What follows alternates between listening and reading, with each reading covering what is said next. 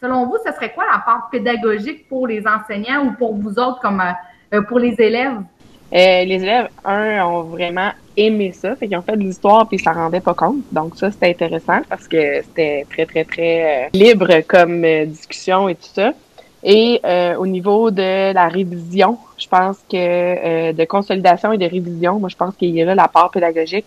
Donc, quand tu viens de voir une petite partie de thème, tu peux consolider avec ce jeu-là. C'est ça, mes élèves, ils ont dit, ah, ben, c'était amusant, on n'avait pas l'impression d'être dans un cours d'histoire.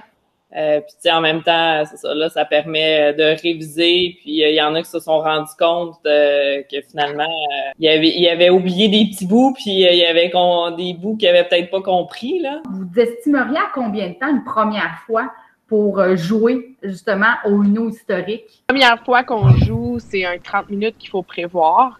Mais après ça, ça se joue facilement entre 15 et 20 minutes. Là. Puis même, je te dirais que plus long que ça, à un moment donné, on tourne en rond un peu. Là. Moi, je pense que c'est le genre de jeu qui peut être utilisé très souvent, mais pas longtemps. Tu sais, ils m'ont déjà demandé, là, Madame, là, le cours de révision que vous voulez faire, là, on peut-tu à la fin faire un 20 minutes là-dessus de jeu d'Uno? Fait que là, ils m'ont fait promettre qu'ils allaient rejouer d'ici juin parce qu'ils ont vraiment aimé ça. Qu'est-ce que vous entendiez en tant que tel dans les conversations? Est-ce qu'on parlait de la fin de semaine ou on parlait vraiment d'essayer de mettre sa carte avec un propos historique? Non, tu sais, j'ai vraiment été agréablement surprise. Tu sais, je l'ai expérimenté en secondaire 4 puis en secondaire 3 aussi. Puis, tu sais, les élèves, ils ont vraiment embarqué, puis, tu sais, ils essayaient de répondre. Tu sais, c'est sûr, il y a tout le temps des niveaux différents dans les élèves, là. Donc, il y en a tu sais, que c'était beaucoup plus facile pour eux de répondre aux questions, puis d'autres que c'était un petit peu plus ardu, puis justement, ils devaient fouiller dans leurs notes de cours.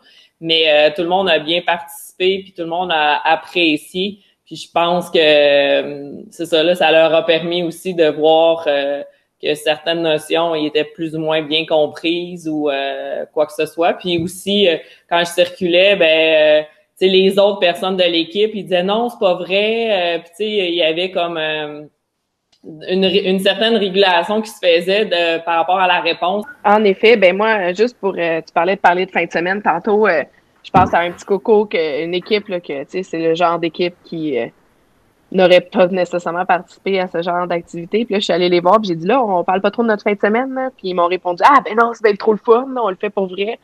Ils étaient vraiment contents de jouer à ça.